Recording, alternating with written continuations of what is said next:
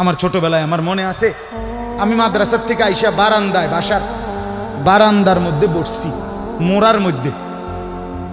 কুমিল্লা শহরে আমাদের বাসা ছিল। আমার মা রান্নাঘরে আমার ওইখান থেকে বলতেছে, আনিস মোড়া উল্টাইয়া, মানে তুই ফিরা, মার দিকে ফিরাব।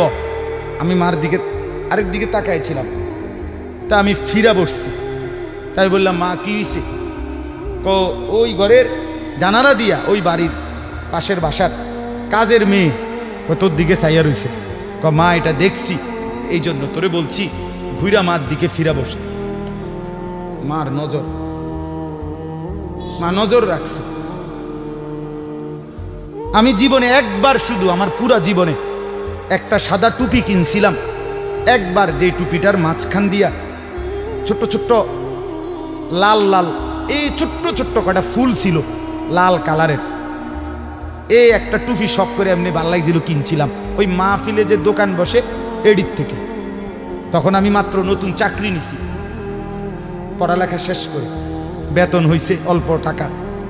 বাড়িতে গেছি, আমার আব্বা এটা দেখছে। দেখে বিকালবেলা আমার মারে কইতেছে, হেতে যে চাকরি হয়েছে পয়সা হয়েছে বুঝছনি? মারে বলছে। মায়ে কয়, না কিতে হয়েছে? টুপি দেখছো না? টুপি দেখো না, রঙ্গিলা টুপি পিনছে, বুঝাই তো যায় ভূতের বেতন হয়েছে, চাকরি হয়েছে। রাত্রে আসার পরে মা, আমি বাহিরের থেকে আসছি, আরে মা আমারে বলছে, ফুত তোর আব্বা মনে হয় টুপিটা পছন্দ করে নাই, সারা জীবন তোরে সাদা টুপি পরাইছে, তুই কিনলে গায়ে লাল ফুলওয়ালা টুপিটা কিনলি। এই যে খুলে রাখছি, আর কোনোদিন পড়ি নাই। বাবার নজর, মার নজর। আমার ভাই, বাপ মার সেই আদর সোহাগ। আমি জীবনে একবার আমার আব্বারে বলছিলাম, আব্বা আমি একটা মাদ্রাসার ব্যাপারে, যে আমি এই মাদ্রাসায় পড়তাম না, আমরা অন্য মাদ্রাসায় ভর্তি করার। আমার আব্বা বলছিল, ফুত পরের বেলা ভাত আমার ঘরে খাইও না, এক লোকমা ভাত মুখে দিবা না, বাইরও তুমি কই ফরবা তুমি বুঝো, ফরলে ফরো, না ফরলে ফিসে দিয়ে ফিরো, কিন্তু আমার ঘরের ভাত খাইও না। আমি যে এনে বলছি এনেই পড়তে হইব না। তো কানতে কানতে চোখ মুছতে মুছতে সকালবেলা ভোরে চলে গেছি ওই মাদ্রাসায়। বুঝছি বাপ আমার এতটা শক্ত যে আসলেই আমারে বাদ দিবে না। বাবার সেই কঠোর শাসন, আজ আল্লাহর কসম মনে হয় আল্লাহর কথা আপনাদের সামনে বলবার তৌফিক দিছে। আজ মা বাপ গাফেল হয়ে গেছে, গাফেল গাফেল। আপন ছেলে, মা বাপ বাইচা থাকতে আপন ঘরে ছেলেটা একদিনও ফজরের নামাজ পড়ে না, মা বাবার কলিজায় কোনো ব্যথা নাই। কেমনে মাইনা নেয় এটা? কিভাবে সম্ভব? আপন স্ত্রী, স্বামী তুমি বেঁচে আছো, তোমার স্ত্রী পুরা গ্যারাম হাঁটে, পুরা মার্কেট হাঁটে, তোমার বেডি রে সবাই চিনে, সবাই চিনে বেডি রে। তুমি বেটা বাচ্চা রয়েছো কেন? তুই ফাঁসি দেস না কেন? তুই মরস না কেন বেটা? কেন তুমি মারো না? আত্মমর্যাদা যদি মুসলমানের না থাকে, আত্মসম্মান না থাকে, আমার জীবনে আর রইলটা কি?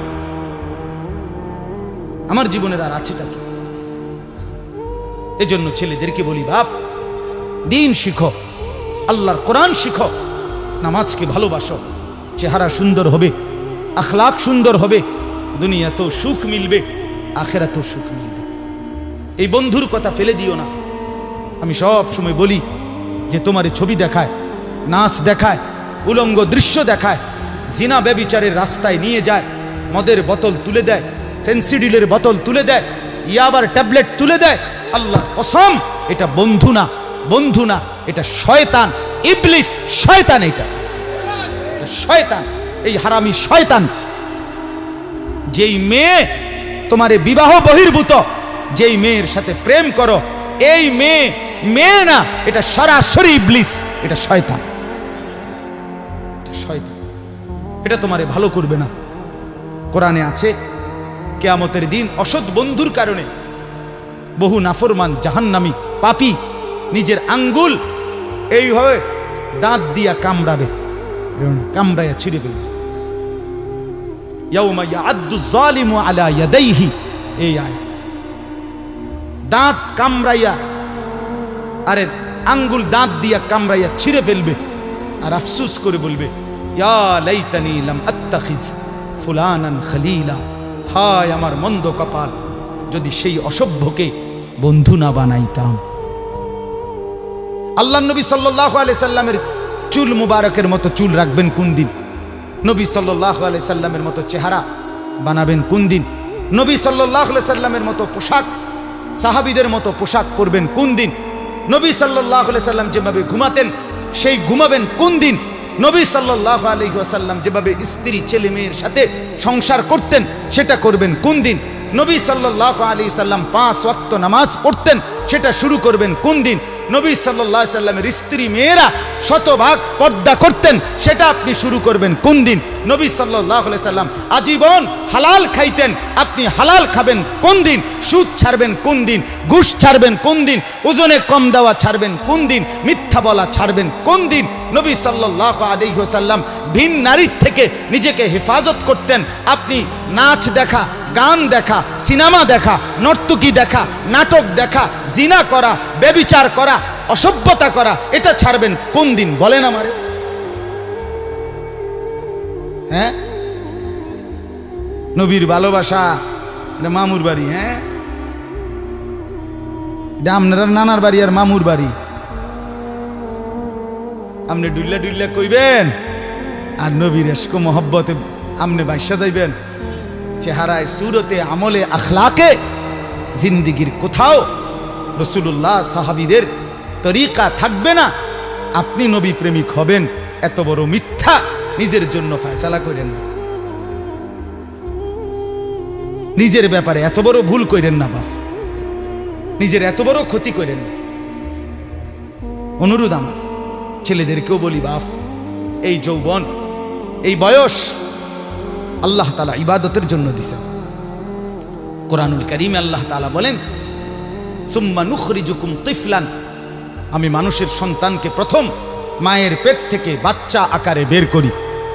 সুম্মা লিতাবলুগু আশুদ্দাকুম, অতঃপর তার দেহে আমি আল্লাহ শক্তি দিতে থাকি, দিতে দিতে যৌবনে শক্তি পরিপূর্ণ করে দেই। তাহলে আল্লাহ তাআলা যুবককে শক্তি পূর্ণ দিয়েছেন, আল্লাহর কসম, শুধুই আল্লাহ তাআলার বন্দেগীর জন্য। যুবক মানে যৌবনের এই শক্তি আল্লাহর দেওয়া, আল্লাহর দেওয়া। আপনারা ভাবেন তো, কারো যদি 1 ঘন্টায় বা 2 ঘন্টায় 6 বার 7 বার পেটে অসুখ হয়, পায়খানায় যায়, এরপরে তো শক্ত সামর্থ্য যুবকটা বিস্তার শুয়ে যায়, ঠিক কিনা বলেন? আপনি বলেন তো, কেন বড়াই করছেন? আপনার কি হইছে? আপনার তো হাত খুললে গেছে, না পাও খুললে গেছে, না নাক ফুরে গেছে, কিচ্ছু তো হয় নাই। পায়খানা না বাইরিছে, দুর্গন্ধযুক্ত পায়খানা পেটের থেকে বাইরিছে। তুই বেটা এত দুর্বল, সামান্য পায়খানাই তোমার শরীর থেকে একটু বেশি বাইরিয়ে গেলে তুমি হুত্যা লাও, তুমি নি মাতবুরি দেখাও।